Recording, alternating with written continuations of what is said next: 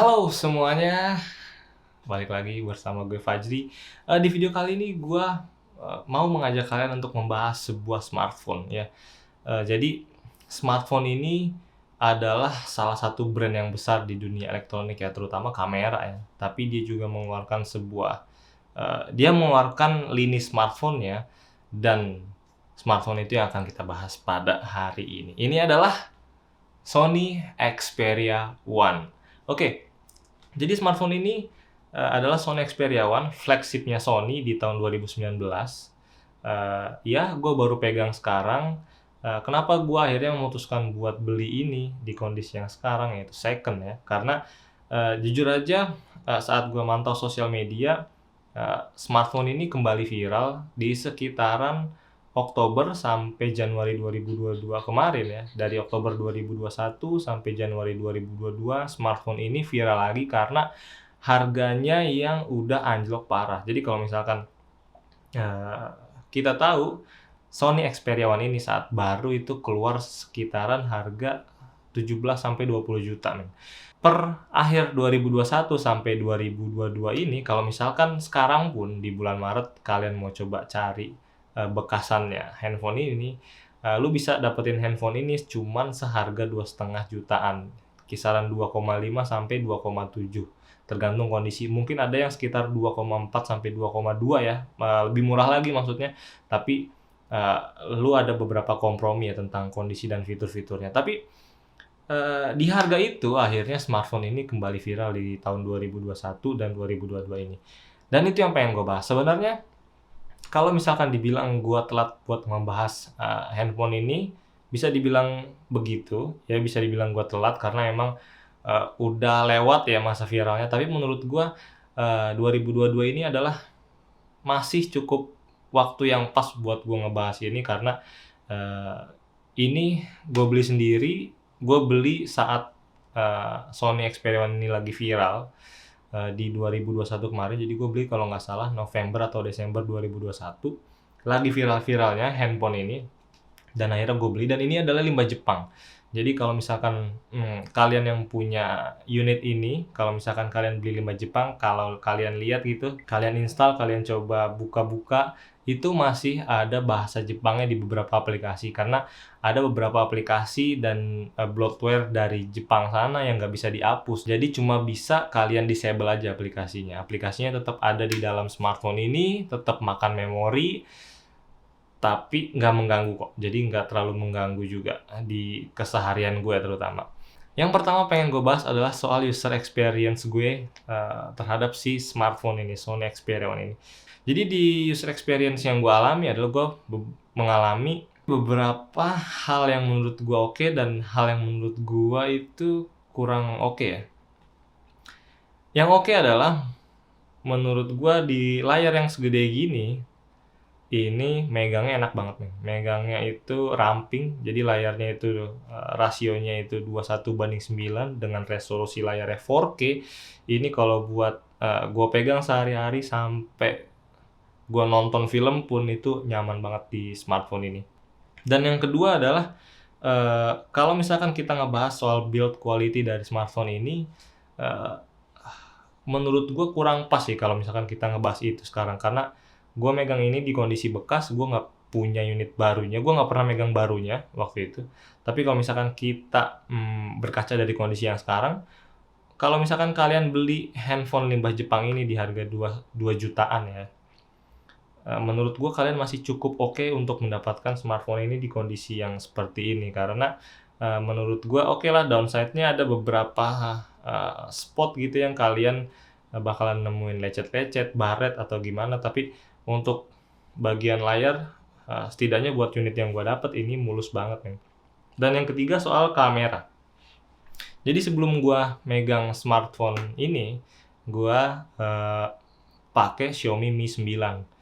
Dan akhirnya Xiaomi Mi 9 itu gue jual.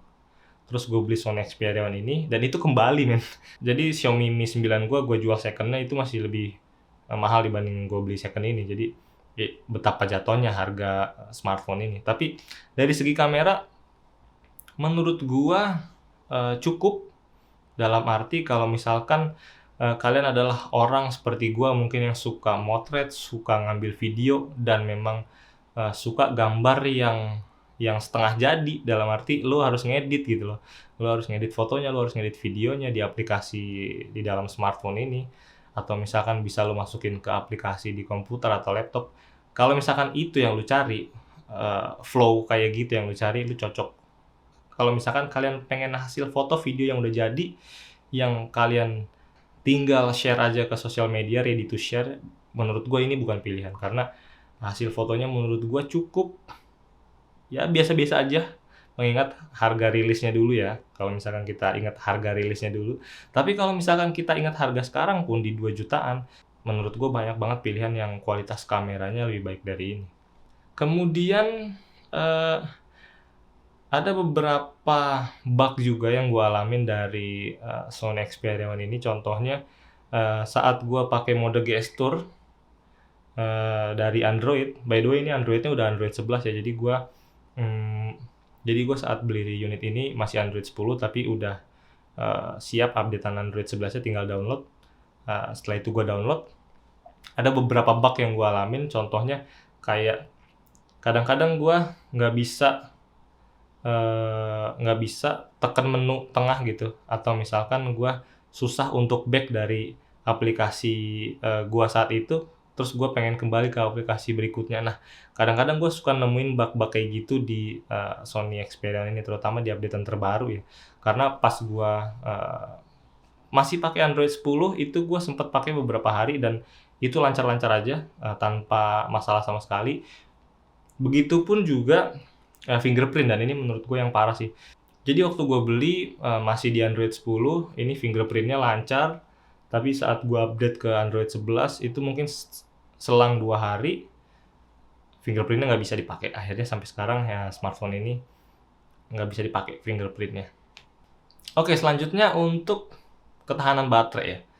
Jadi pas gue dapat smartphone ini, baterai health-nya itu kalau nggak salah tinggal 80%. Dan menurut gue buat pemakaian gue, rata-rata pemakaian gue untuk sosial media, karena gue nggak main game ya, tapi gue pakai untuk sosial media dan foto dan video semacam itu, untuk upload juga di Instagram, gue pakai untuk edit foto, edit video gitu kan. Untuk pemakaian seperti itu gue 2 sampai 3 kali ngecas dalam sehari. Itu nggak ngegame sama sekali. Tapi dulu gue juga pernah ngegame dengan smartphone ini. Jadi awal gue beli di kondisi 80% itu baterai health-nya, gue main game juga. PUBG, Mobile Legends gue main, yang menurut gue itu lumayan berat ya untuk PUBG ya. Kalau Mobile Legends oke lah, game ringan. Itu gue bisa 3 sampai 4 kali ngecas dalam 1 hari. Jadi kalau misalkan kalian ngincer handphone second ini untuk main game, menurut gue jangan. Lebih baik kalian nabung lagi 500.000 sampai 1 juta buat ngejar handphone Android baru, dengan kondisi baru, kalian nerima di kondisi 100% gitu. Dan speknya juga mungkin nggak jauh-jauh banget dengan flagship tahun 2019 ini. Kesimpulannya, beberapa hal yang gue suka dan beberapa hal yang gue nggak suka dari smartphone ini dalam video review kali ini adalah, yang paling gue suka adalah cuma satu, rasio layarnya. Ini enak banget kalau misalkan buat nonton YouTube atau nonton film gitu ya. Apalagi kalau misalkan lu setel resolusi 4K, yang mana langsung native bisa lu tonton resolusi 4K di handphone ini, dan itu tajam banget men, keren banget, asik banget. Buat nonton film asik, tapi menurut gua cuman itu kelebihannya, karena sisanya sebenarnya lu bisa dapet pengalaman yang sama di smartphone dengan harga yang sama, tapi dalam kondisi yang baru. Jadi menurut gua apakah worth it kalian buat ngambil smartphone ini limbah Jepang dengan harga 2 jutaan? Balik lagi, kalau misalkan kalian kepincut dengan brandnya Sony, kalau misalkan kalian adalah orang yang kayak gua yang suka foto dan video yang kualitasnya setengah mateng, harus diedit lagi, menurut gua kalian boleh-boleh aja ngambil Sony gitu. Tapi kalau misalkan kalian ngincer speknya, Snapdragon 855, RAM 6GB, internal 64GB, ngincer speknya dengan harga 2,6 juta, menurut gua kalian lebih baik tahan dulu budget kalian di situ, jangan keluarin untuk beli ini. Kalian nabung lagi 500 sampai 1 juta.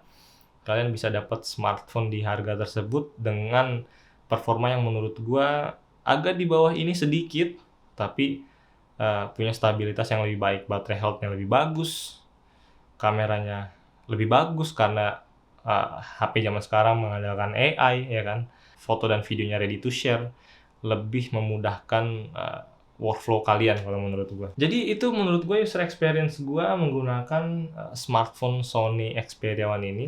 Kalau misalkan menurut kalian video ini bermanfaat, boleh like dan share juga. Dan kalau misalkan kalian suka dengan konten-konten seperti ini, silahkan subscribe juga. Tunggu video-video review mengenai gadget dan kamera di konten-konten gue yang akan datang. Mohon maaf kalau misalkan gue ngomongnya agak belibet karena ini adalah mungkin salah satu titik balik gue mencoba buat rajin lagi ngupload di YouTube. Jadi nantikan konten-konten seperti ini dan see you on the next episode. Bye.